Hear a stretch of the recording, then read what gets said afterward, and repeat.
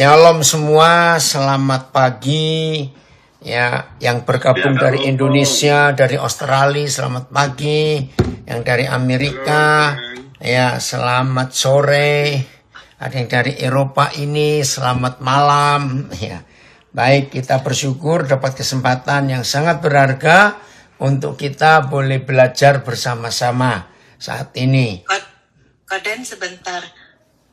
Host tolong jadikan Pak Filipus co-host, boleh? Supaya bisa Oke. Ya, Iya. terima kasih. Puji Tuhan. Udah co-hostnya ya. Lanjut, Koden. Baik, ya. Hari ini saudara-saudara kita dari Morning Prayer. J-nya itu apa ya? Z. C-nya itu apa? Recording in progress. Morning Prayer. Ministry Ministry. of Jesus Christ. Oh, MGC itu Ministry of Jesus Christ. Keren sekali. Morning prayer. Morning Prayer. Baik. Saudara, tema yang dipilih itu sangat tidak disukai oleh banyak hamba Tuhan. Dengar dulu.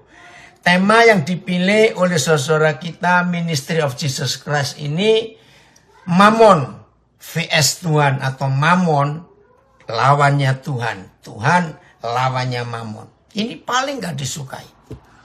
Izinkan saya mendahului dengan kalimat yang tidak enak ini. Seorang pengkhotbah, seorang hamba Tuhan yang mencintai uang pasti tidak bisa, bukan tidak berani, tidak bisa menyampaikan fakta yang sangat dibenci oleh iblis selama ribuan tahun ini. Kenapa tidak bisa? Karena selama seseorang mencintai uang, berarti dia menjadi musuh Tuhan. Nah ini loh faktanya. Mengapa murid-murid Tuhan Yesus yang mencintai uang pasti menjadi musuh Tuhan? Yudas contohnya. Dan dalam sepanjang sejarah gereja, saudara, kita lihat fakta ini. Gereja yang hampir nggak ada uangnya di kas atau di saldo, gereja itu cenderung aman, tenang. Tapi gereja yang banyak uangnya, banyak asetnya, cenderung ribut. Dan itu terbukti. Maka itu, murid-murid Tuhan Yesus yang masih cinta uang, pasti dia menjadi musuh Tuhan. Itu mengerikan sekali. Kita lihat ayat yang pertama, Matius 6:24. Matius pasal 6 ayat 24. Kita lihat ini ya. Dari berapa terjemahan. Matius 6 ayat 24. Kita lihat.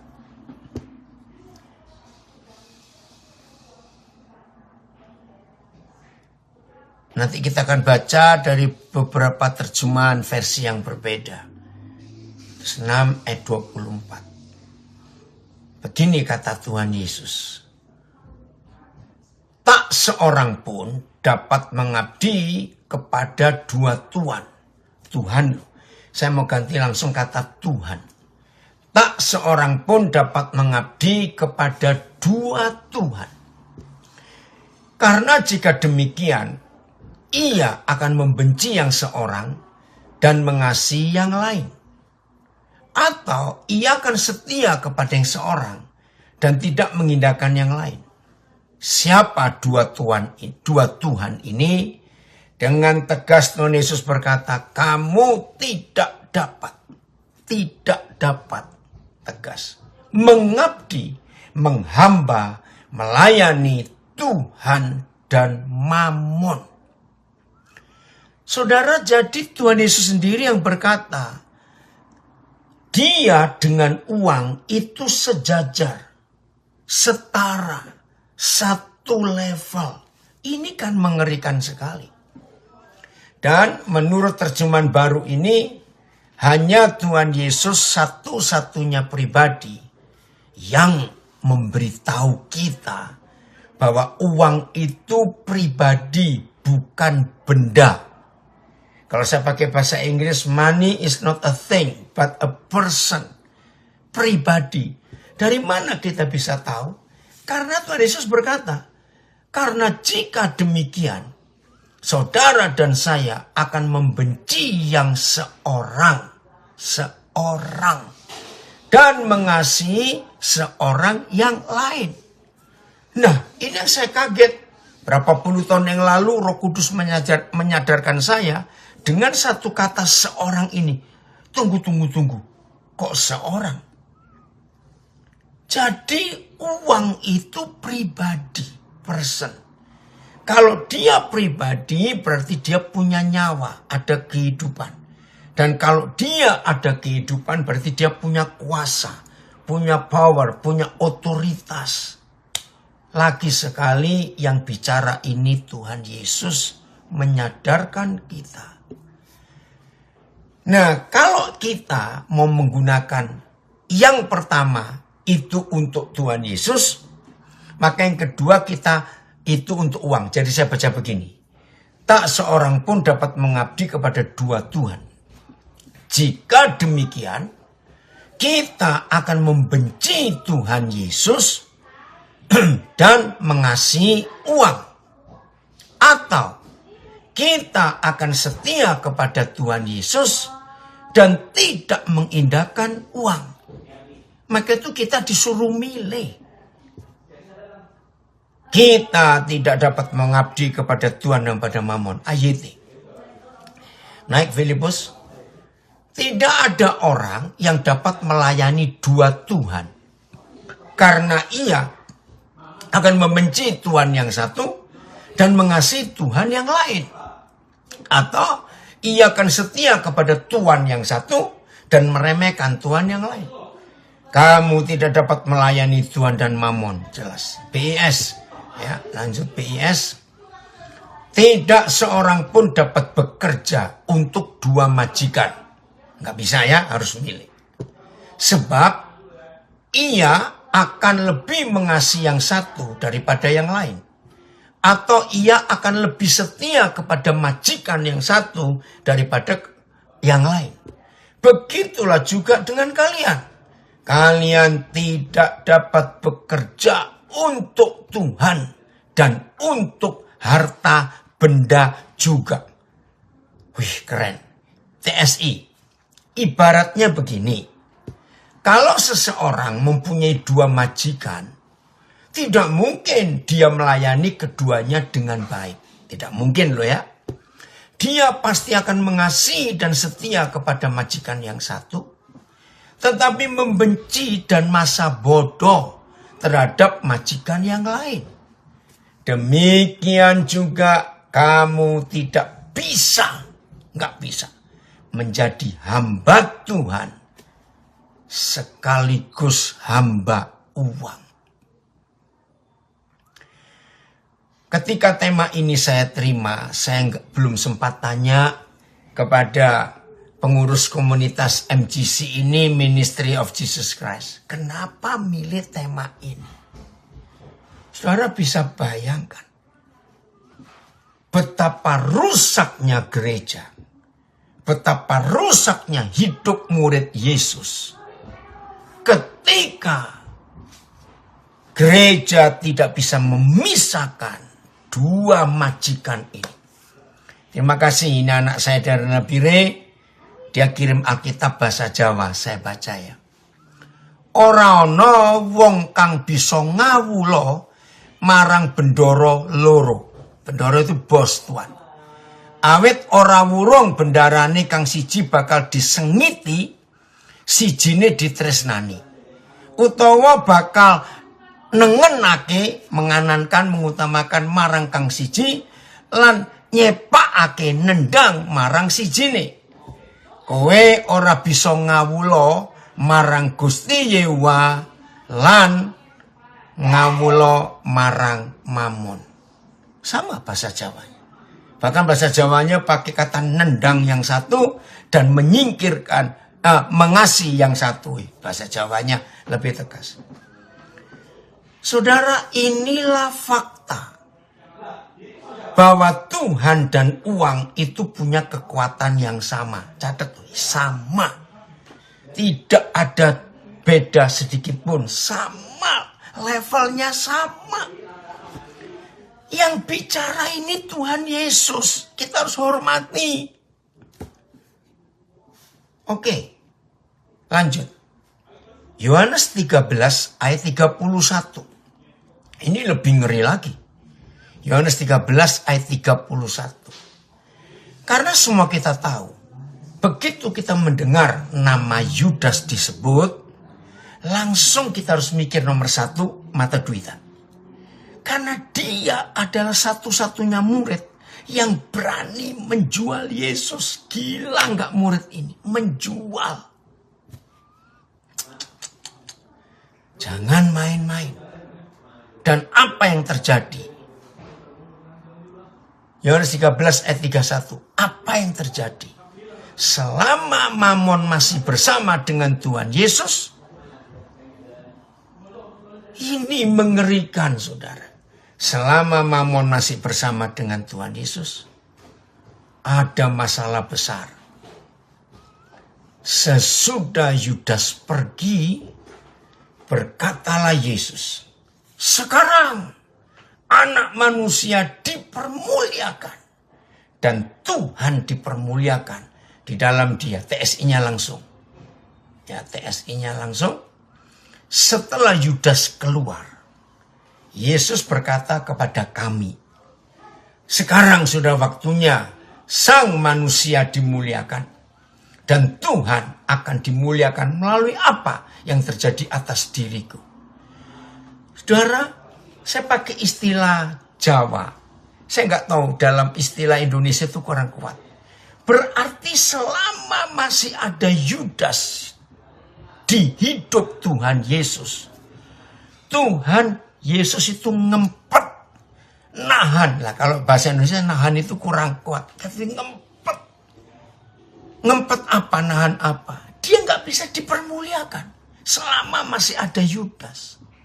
Maka itu begitu Yudas mengambil keputusan untuk pergi dan keluar dari lingkungan murid-murid, Tuhan Yesus berteriak, sekarang. Wih, gak main-main ini. Berarti dia mendem lama sekali. Dia ngempet lama sekali. Seperti ada cangkang, tahu ya, yang kuat menahan kemuliaannya itu nyata. Seperti Yesus di penjara. Seperti Yesus yang dibelenggu. Nggak bisa memuliakan Tuhan Papanya juga. Tapi begitu Yudas keluar, teriakan, ledakan itu sekarang. Saudara bayangkan. Yudas si mata duitan itu menghalangi Papa di surga dimuliakan oleh Tuhan Yesus. Dua ayat ini kan sudah tertulis sejak 2000 lebih tahun yang lalu. Jadi bukan barang baru. Tapi mengapa jadi hal baru buat banyak murid-murid Yesus? Karena para pengkhotbah yang mata duitan gak akan berani menyampaikan kebenaran ini. Maaf, saya simpulkan dengan satu kalimat tegas. Dan pengkhotbah, pemberita firman yang tidak mata duit, maaf. Ya, maaf ya, gangguan sebentar. Facebooknya, oke, sudah keluar lagi. Saya ulangi, saudara. Maaf, saya harus berkata minta maaf. Hamba Tuhan yang mata duitan, hamba Tuhan yang masih menempatkan uang sebagai Tuhannya, tidak akan berani dan tidak akan bisa menyampaikan kebenaran ini. Karena firman itu akan menusuk dirinya sendiri. Maka itu Matius 6:24 dan Yohanes 13 ayat 31. Ini kan sudah tertulis lebih dari 2000 tahun yang lalu. Jadi bukan hal baru. Tapi mengapa banyak gereja merupakan hal baru? Yaitu tadi. Karena si gembala, si pengkhotbah, pembicara firman, nggak jujur dengan dirinya sendiri, tapi masih cinta uang. Tahun 80-an saudara, ada seorang sahabat saya, dia sudah dipanggil Tuhan. Namanya hamba Tuhan Obajarawan. Mantan preman di Surabaya. Rumahnya dari gubuk jelek di Kampung Malang, Gang 3 nomor 12. Di daerah Jalan Pandegiling, Surabaya. Mantan preman, mantan tukang becak. Tapi terima panggilan Tuhan luar biasa. Hidupnya susah. Dan saya masih ingat awal-awal dia bertobat, lalu di rumahnya masih ada persekutuan. Setiap hari Jumat saya melayani di sana. Datang orang-orang kampung, orang-orang sederhana, teman-temannya tukang becak juga. Nah, karena itu daerah kumuh. Berapa kali waktu kami sedang persekutuan yang ibadah itu banjir, saudara. Maka air masuk ke dalam rumahnya, karena rumahnya bukan dari dinding batu. Jadi kalau sudah hujan terus air masuk, maka semua kaki kami harus diangkat. Karena airnya masuk.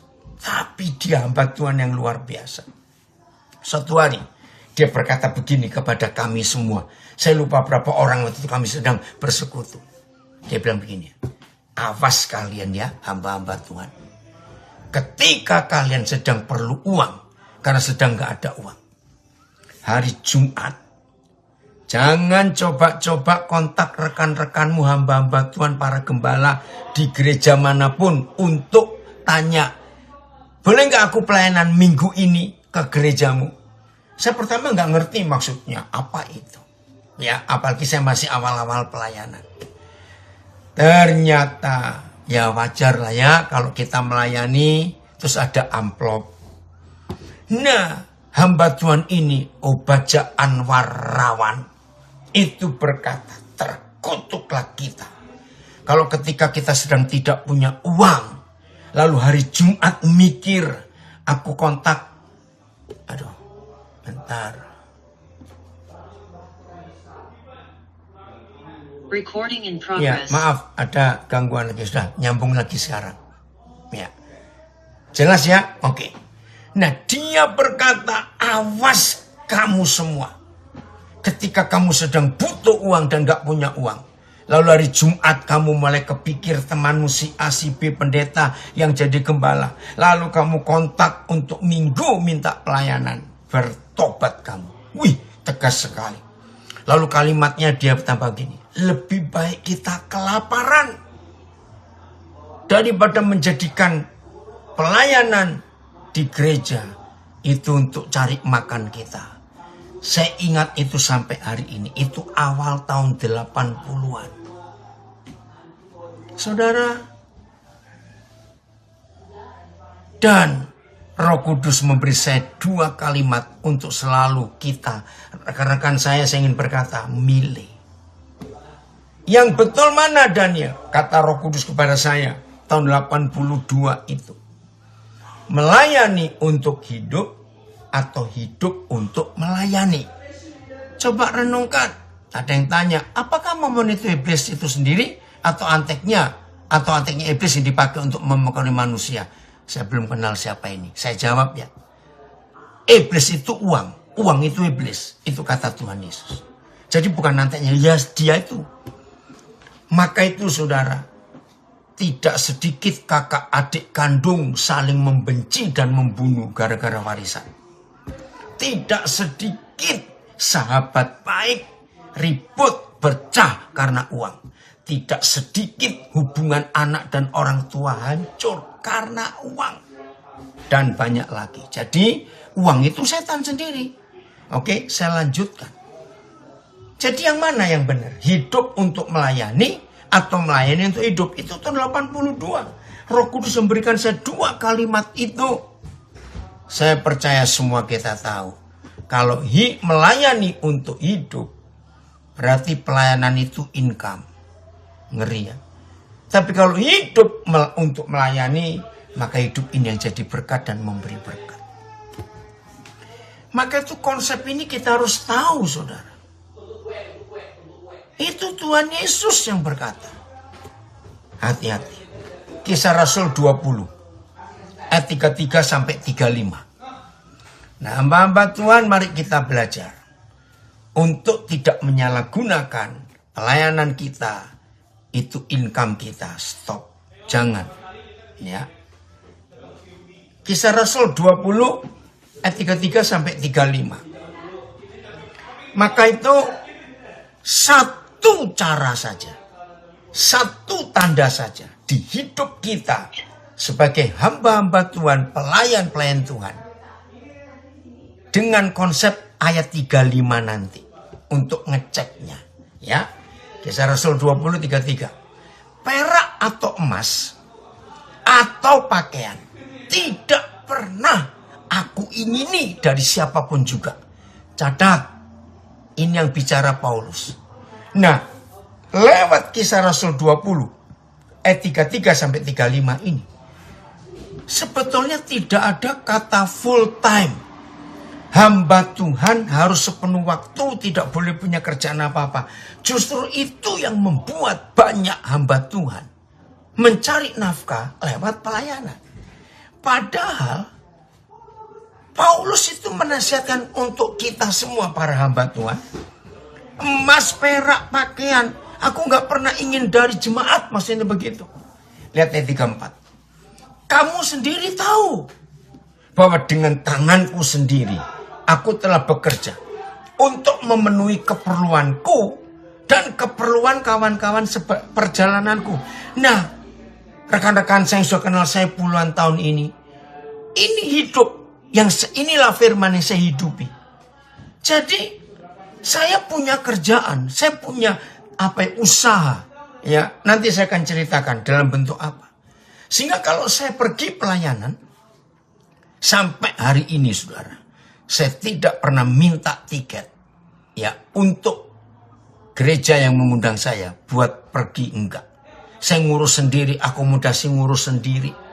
Itu luar biasa. Bahkan saya membiayai tim yang harus ikut saya. Jadi ini hamba Tuhan. Jadi cari uang sendiri, bukan minta jemaat, bukan minta orang. Aduh, luar biasa. Terus ayat 35 ya. Paulus menegaskannya. Jadi maaf. Tapi yang masih full time gak apa-apa. Jangan tersinggung dulu. Tapi dengarkan. Dalam segala sesuatu telah kuberikan contoh kepada kamu. Bahwa dengan bekerja demikian. Bekerja loh. Kita hamba-hamba Tuhan harus membantu orang-orang yang lemah. Dan harus mengingat perkataan Tuhan Yesus. Sebab ia sendiri telah mengatakan, adalah lebih berbahagia memberi daripada menerima. Nah, puluhan tahun saya goblok menggunakan Kisah Rasul 20 ayat 35 itu untuk nodong pengusaha. Zaman dulu masih ada surat.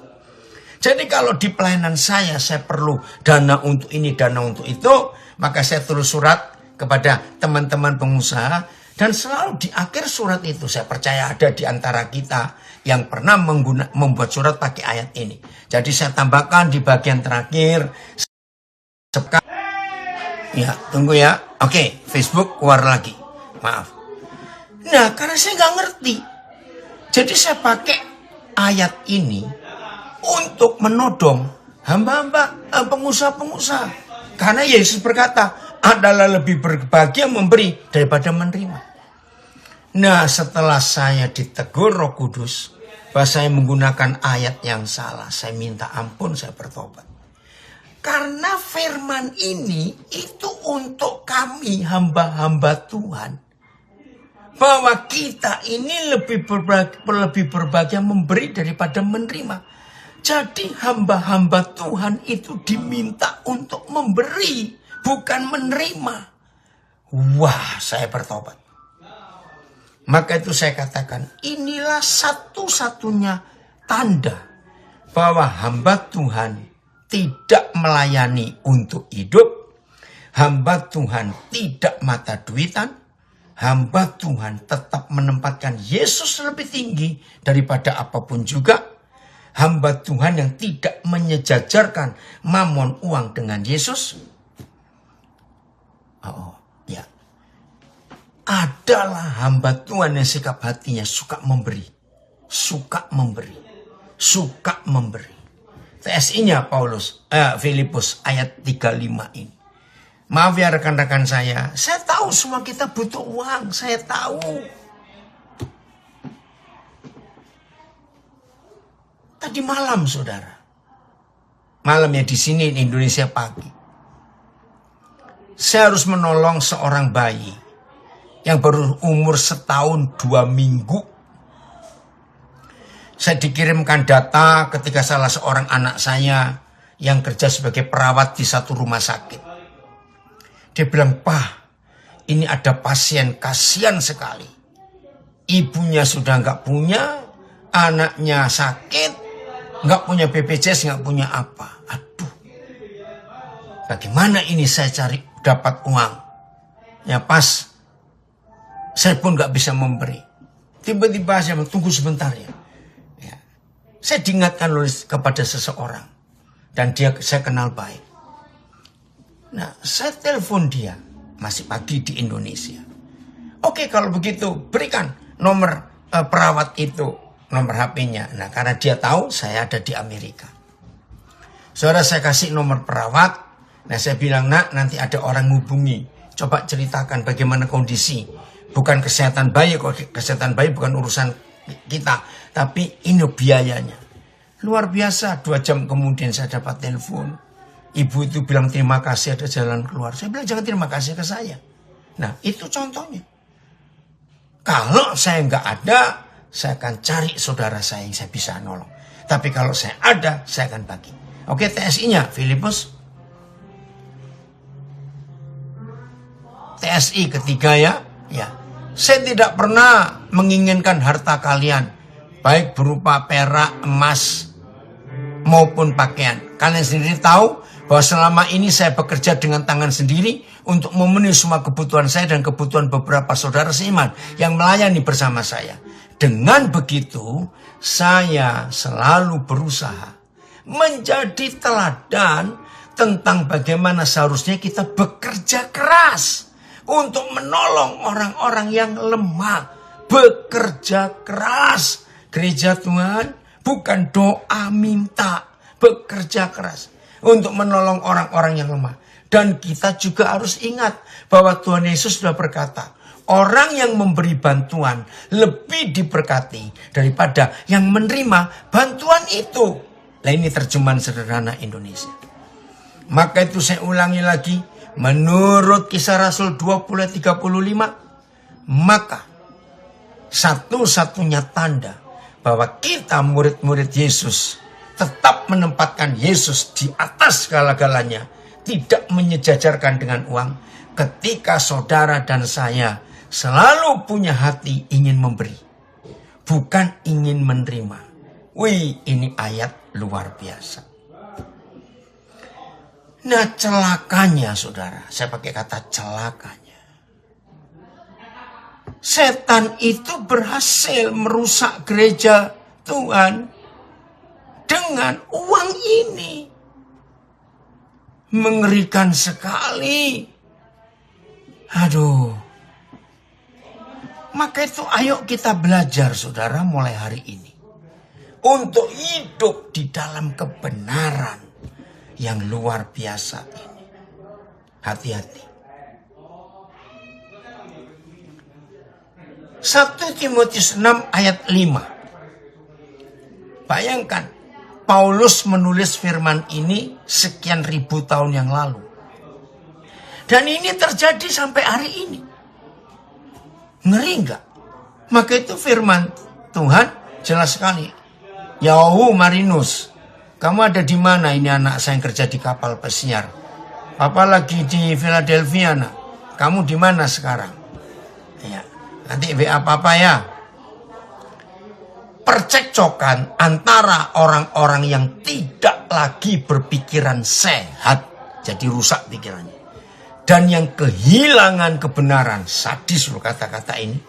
Percekcokan antara orang-orang yang tidak lagi berpikiran sehat dan yang kehilangan kebenaran.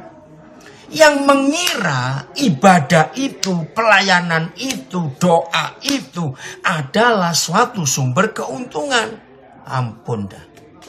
Ayatnya. Serta terus-menerus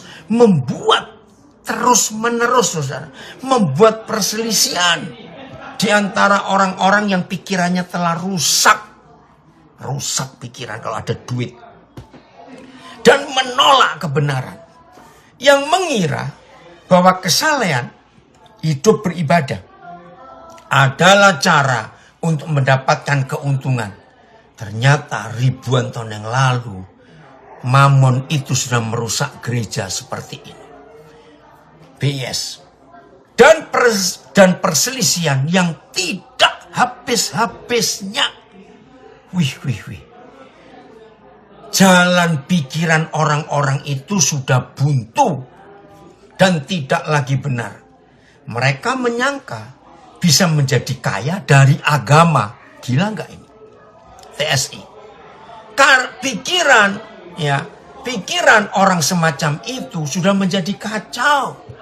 Sehingga mereka tidak mampu lagi membedakan yang salah dan yang benar. Nggak mampu membedakan, saudara. Itulah sebabnya mereka selalu menimbulkan pertengkaran.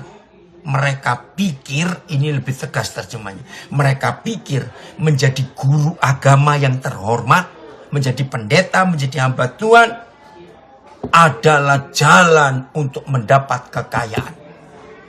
Lalu TSI berkata, menjauhlah dari orang-orang seperti itu. Ada hamba Tuhan ini dari New Jersey.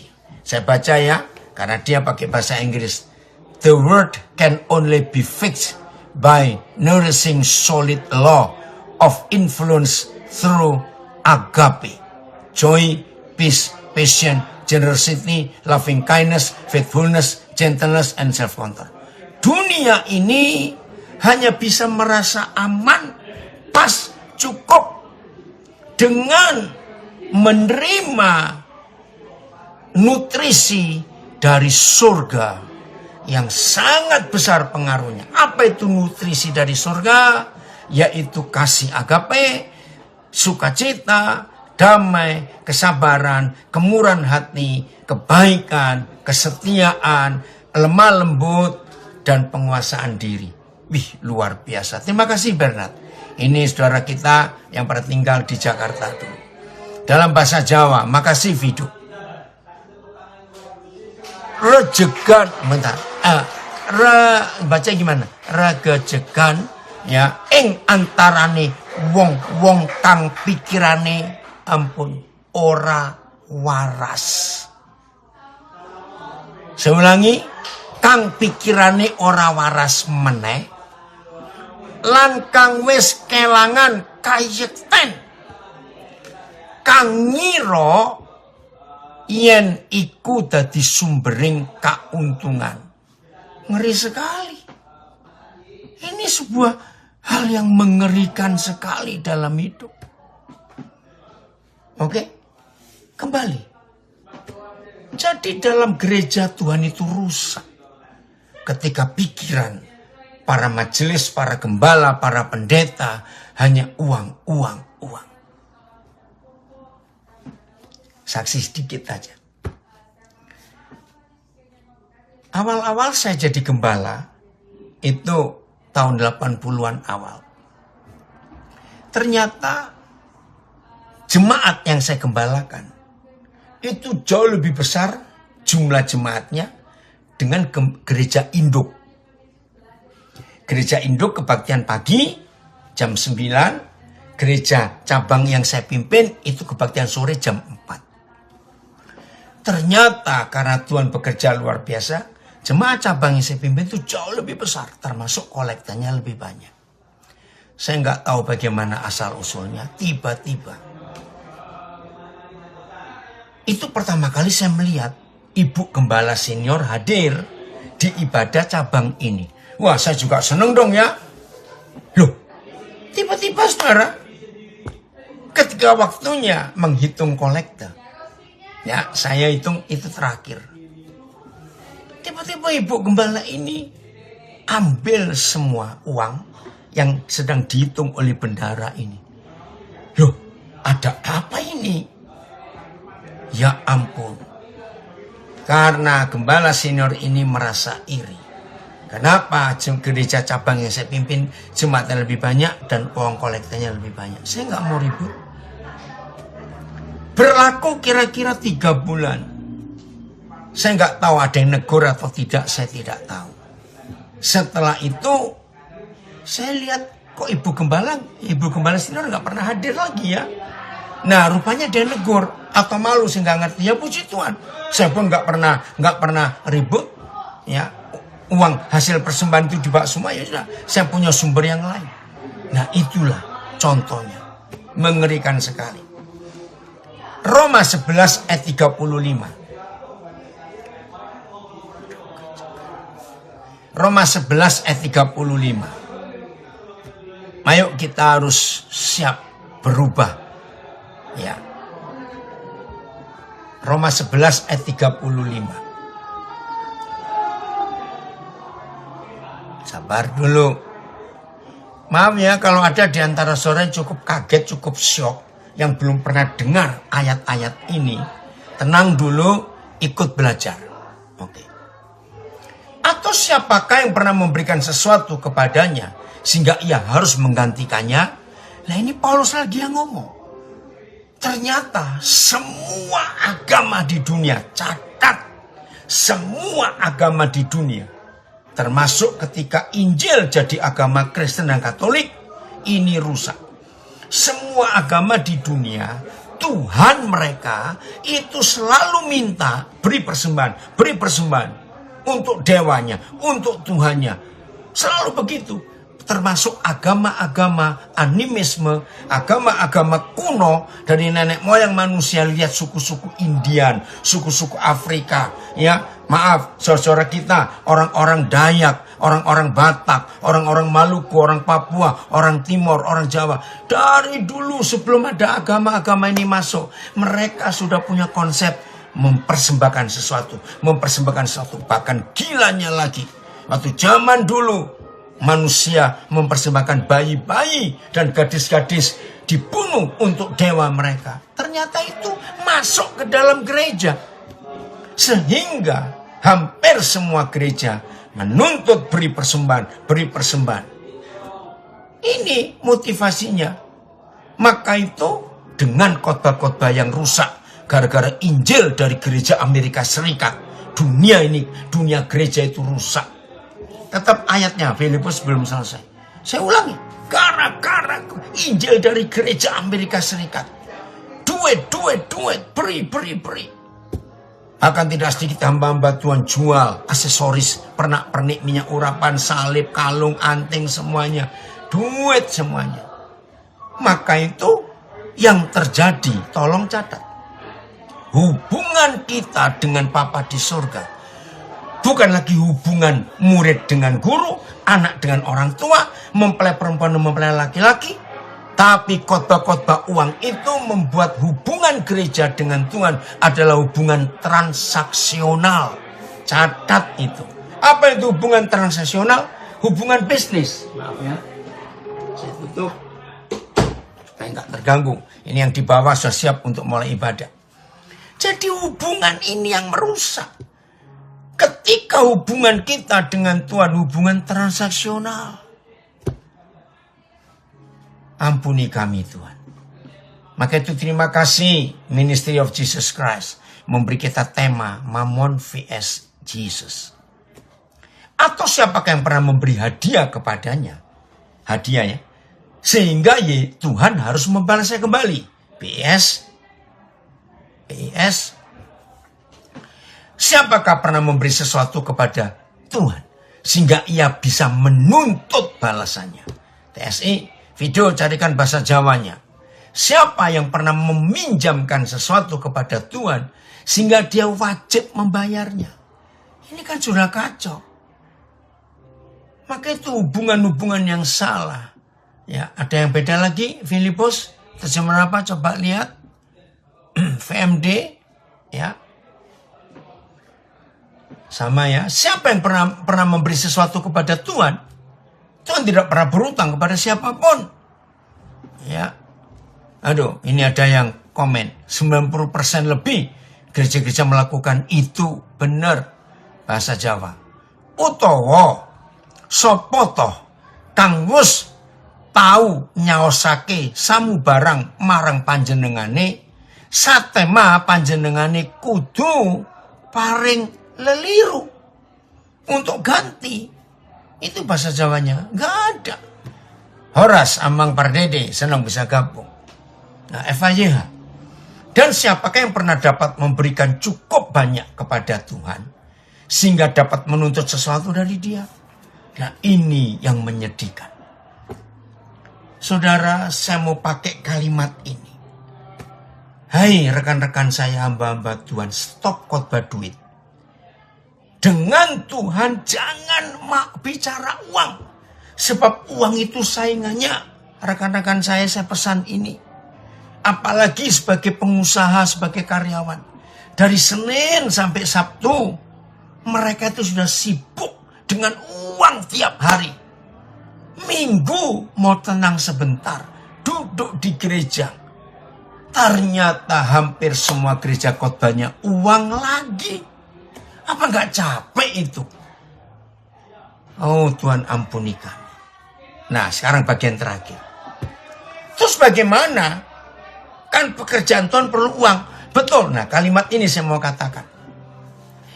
Ketika khotbah-khotbah gereja itu menekankan hubungan gereja dengan Tuhannya adalah hubungan transaksional. Berkat. Saudara kamu diberkati, berkati Tuhan. Mari kita memberi untuk Tuhan. Kembalikan perpuluhan. Supaya dia kembalikan balik semuanya. Bahkan ada yang pakai ngancam lagi. Pakai teror lagi. Awas gak memberi. Perusahaanmu bangkrut. Anakmu sakit. Ini. Ancamannya ngeri. Maka tanpa disengaja. Khotbah-khotbah itu. Menjadikan Tuhan debt collector. Ngeri bukan? Masa sejahat itu pernah ada yang tersinggung? Pak, kalau ngomong jangan sembarangan. Masa Tuhan seperti debt collector? Lu maaf. Yang ngomong kan bukan saya. Ngomong kan hamba-hamba Tuhan itu. Awas saudara. Kalau saudara tidak mengembalikan milik Tuhan. Awas.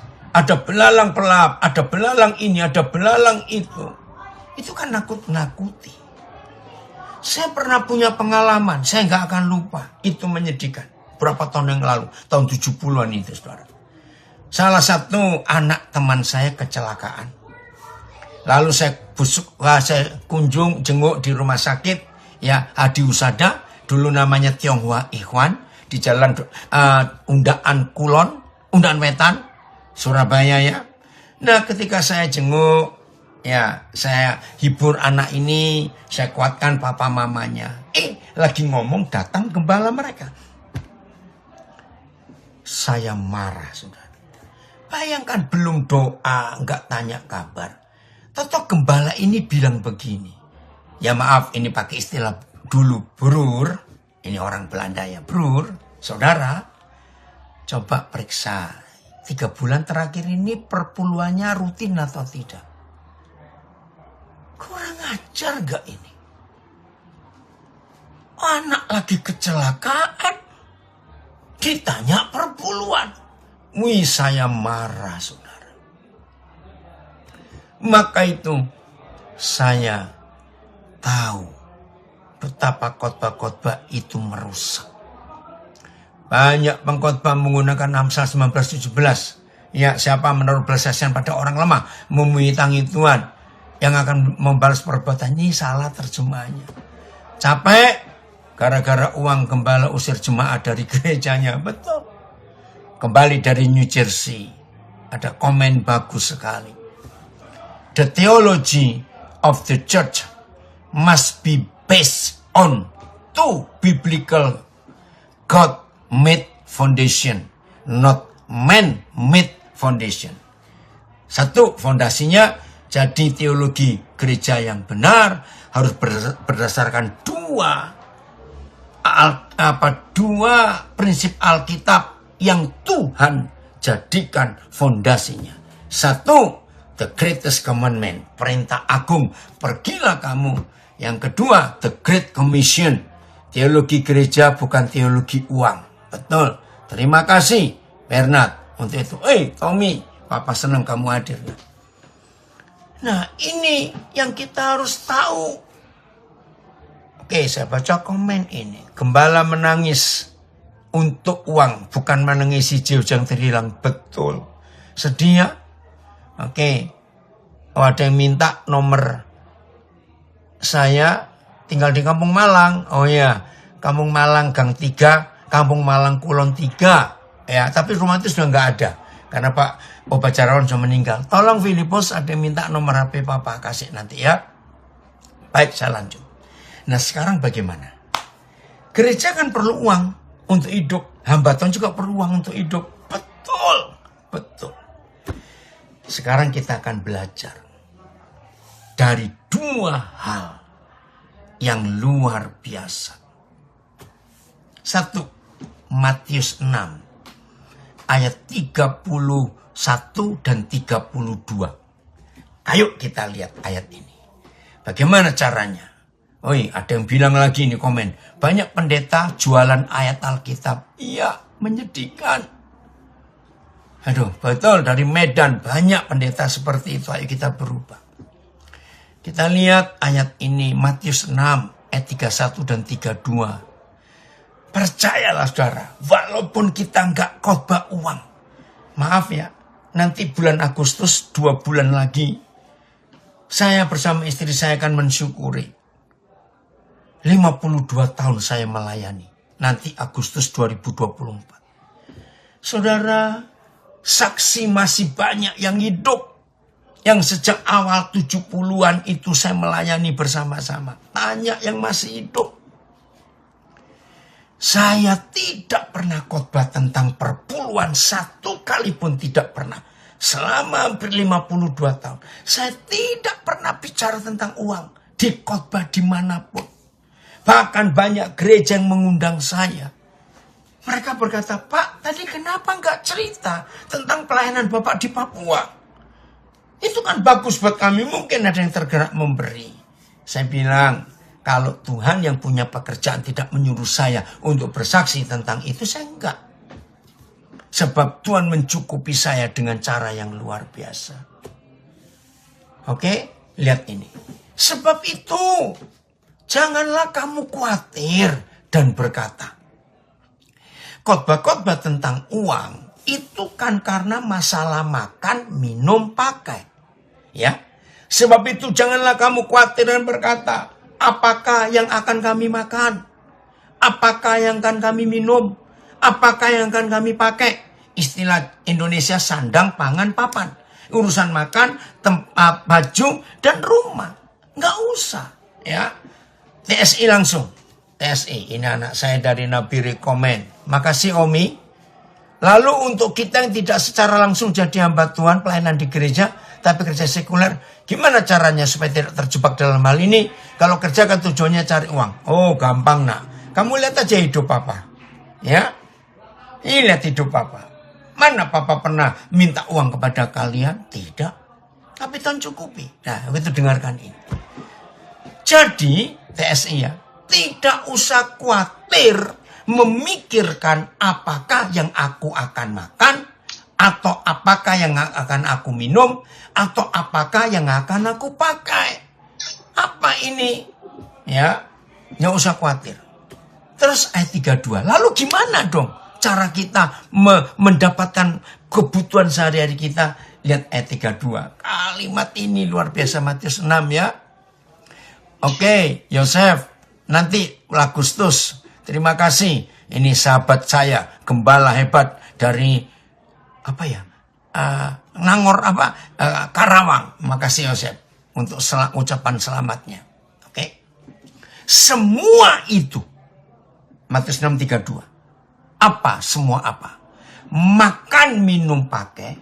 Semua itu dicari bangsa-bangsa yang tidak mengenal Tuhan. Jadi kalau ada pendeta, pengkhotbah, murid Yesus yang mengaku murid Yesus, mengaku anak Tuhan, mengaku mempelai Kristus, tapi mencari tentang makan, minum, pakai. Maka menurut Tuhan Yesus, orang seperti itu walaupun pendeta besar, walaupun orang Kristen hebat, murid Yesus yang luar biasa, pelayan yang hebat, tetapi masih mencari makan, minum, pakai dan mengkhawatirkan. Dengar, status saudara adalah bangsa-bangsa yang tidak mengenal Tuhan. Bertobat.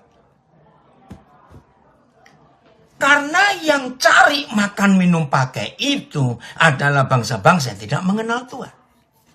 Bahasa Jawanya, saya baca. Awet saka iku, ojo podo sumelang, kanthi celatu, apa kang podo dak pangan, utawa apa kang podo dak ombe, lan maneh apa kang podo tak dak sandang. Awet iku kabeh diupaya dening bangsa-bangsa kang ora weruh marang Gusti. Kowe aja mangkono, awet Ramamu ing swarga wis pirsa yen iku kabeh dadi kabutuhanmu. Jelas sekali. Semua itu dikhawatirkan oleh orang-orang yang tidak mengenal Tuhan. Jadi kalau saudara dan saya bukan cuma mengenal, tapi anaknya, maka itu kalimat berikut ini dahsyat. Tetapi Bapamu yang di surga sudah tahu bahwa kamu memerlukan semuanya itu. Terima kasih Tuhan. Inilah hal pertama yang saudara dan saya tidak perlu pusing tentang kebutuhan hidup sehari-hari, sebab Bapa kita yang di surga sudah tahu bahwa kita memerlukan semuanya itu. Terima kasih Bapak. Ingat loh, yang masih mengkhawatirkan, matur nuwun Pak Probo, ya, kalau saudara dan saya adalah anak-anaknya, milik kesayangan Papa, ya baca ayat ini. Kerjakan yang Dia kehendaki atas kita, lalu Dia akan kerjakan apa yang kita perlukan. Itu konsep yang saya pakai sampai hari ini. Maka itu saya ulangi lagi, 52 tahun kurang 2 bulan ini, saya khotbah tidak pernah sibuk dengan khotbah uang, persembahan tidak. Wow, terima kasih adik saya Ais Patiasina dari Makassar. Puji Tuhan untuk supportnya. Nah, itulah Bapak kita. Ada yang tanya, ada yang ngomong, kenapa ya pendeta tidak mau bersandar pada Tuhan, selalu mengharapkan uang per bulan dari jemaatnya? Harusnya mereka sudah tahu, Yeremia 17:5-8, betul, terkutuk.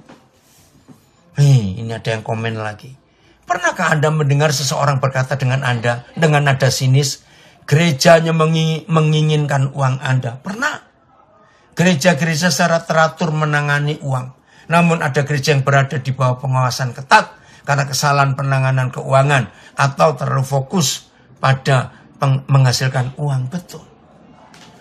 Ketika gereja sibuk menangani uang, maka nggak ngurus jemaat. Aduh, ngeri sekali.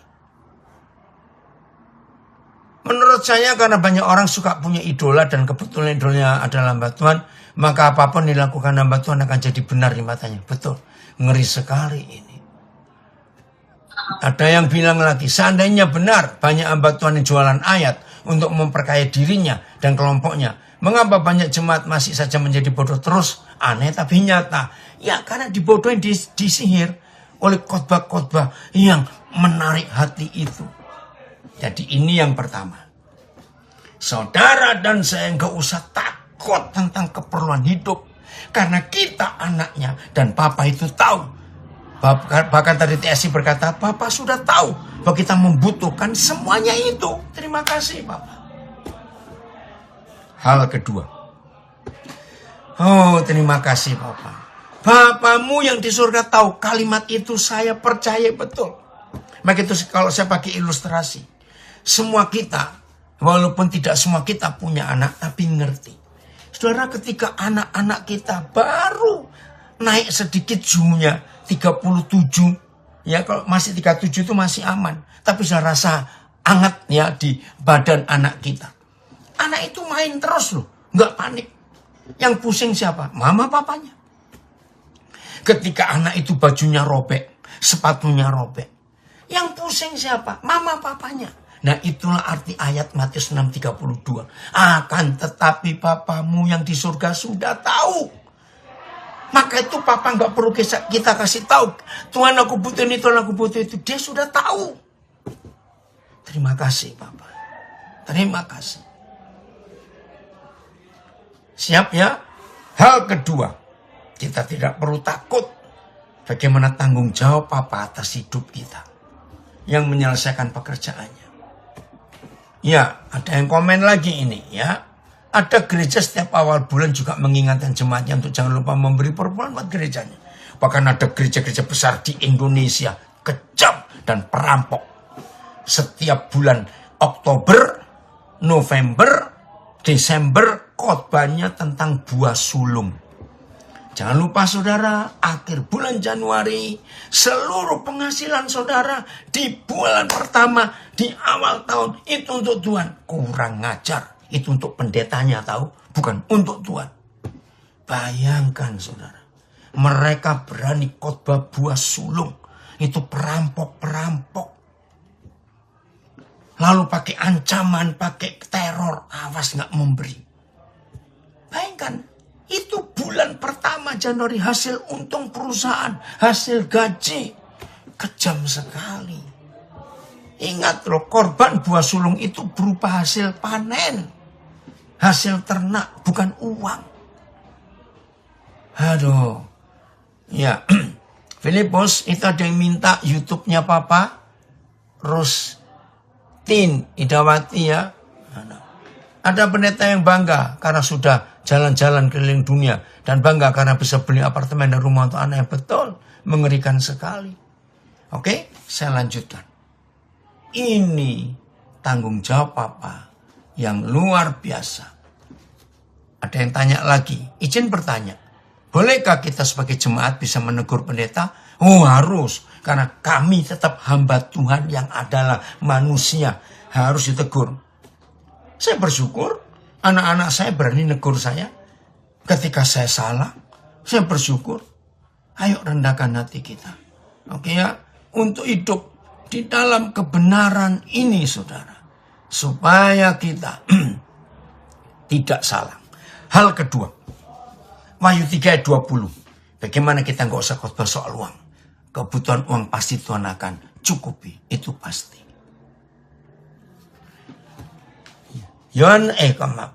Wahyu 3 ayat 20. Terima kasih Bapak. Jadi, ada yang tanya dari Jerman. Apa itu khotbah buah sulung? Aduh, dari mana asalnya? Itu dari kitab Taurat, nak. Ini anak saya di Jerman tanya. Ya, ada hukum Musa, tapi enggak bisa dipakai untuk zaman sekarang. Oke ya. Lihat, kata Tuhan Yesus. Aku berdiri di muka pintu dan mengetok. Jikalau ada orang yang mendengar suaraku dan membukakan pintu, aku akan masuk mendapatkannya. Dan aku akan makan bersama-sama dengan dia. Dan dia akan makan bersama-sama dengan aku. Saudara, oke, ada yang tanya lagi. Bagaimana kalau mereka berkata, jangan mengusik hamba Tuhan ya. Wah, itu ayat paling enak. Untuk menjadi tameng, menjadi perisai hamba Tuhan, nggak boleh dinasihati. Itu ayat yang salah pakai. Enggak, hamba Tuhan harus kita nasihati karena tetap manusia. Jadi jangan takut. Ya kalau ada pendeta saudara menggunakan ayat yang Daud katakan kepada Yoab tentang Saul, langsung pindah gereja. Jangan kebaktian di situ lagi. Karena pendeta itu mau cari aman.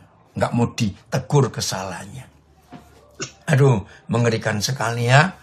Apakah gereja, ada pendeta yang ditegur ngatain kita sesat. Karena saya ngomong sabar. Karena gereja adalah rumah sakit, kita harus sabar. Ngamuk dia, pindah gereja cepat.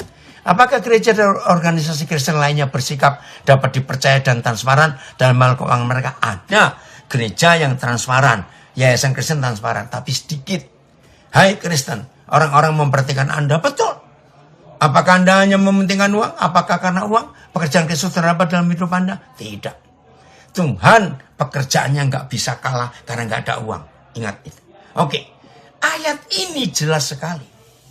Ketika Tuhan Yesus ada di hidup saudara dan hidup saya, perhatikan. Ini kan Yesus mau masuk ke hidup kita sebagai rekan sekerjanya. Ini Yesus mau pulang ke gereja Laodikia. Tapi pintunya terkunci. Tapi begitu kita dengar dia ingin tinggal bersama kita, dia ingin diam bersama kita, dan dia ingin sama-sama bekerja bersama kita, dan kita buka pintu, ini loh.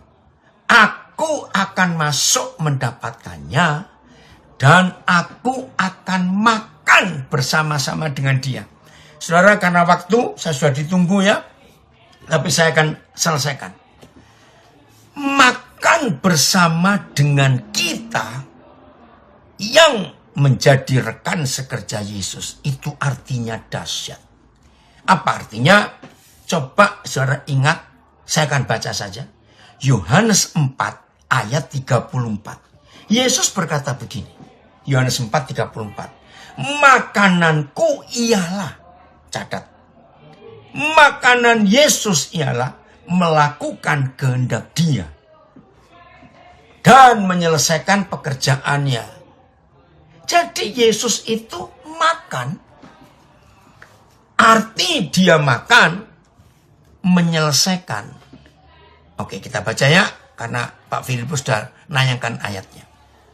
Kata Yesus kepada mereka, makananku ialah melakukan kehendak Dia yang mengutus aku dan menyelesaikan pekerjaannya. Jadi kalau Tuhan Yesus makan, itu artinya Dia sedang sedang melakukan kehendak Bapa dan menyelesaikan pekerjaannya. Nah, sekarang kita gabung. Kalau di Wahyu 3 ayat 20, Tuhan Yesus yang makan bersama-sama dengan kita, lalu kita makan bersama dengan Dia. Ini loh saudara, yang membuat saudara dan saya tidak akan kekurangan, walaupun gak ngomong tentang uang dalam pelayanan. Loh kok bisa? Lagi sekali. Makananku ialah melakukan kehendak Dia yang mengutus aku dan menyelesaikan pekerjaannya. Nah, kalau Tuhan Yesus ngajak kita makan bersama Dia, berarti Dia akan melakukan kehendak kita, dan menyelesaikan tanggung jawab kita. Saudara, ayat ini yang saya hidupi selama 52 tahun. Dan sampai kapanpun saya masih diberi kesempatan hidup, maka saya akan hidupi terus ayat ini. Saya tidak akan pernah takut kekurangan selama Yesus ada di hidup saya dan Dia makan bersama saya. Berarti Dia akan melakukan keinginan saya. Terima kasih Bapak. Jadi nggak usah takut untuk itu. Ya, 15 menit. Ya, suruh pujian dulu, ini mau selesai. Oke, ini Pak Gembala tanya saya.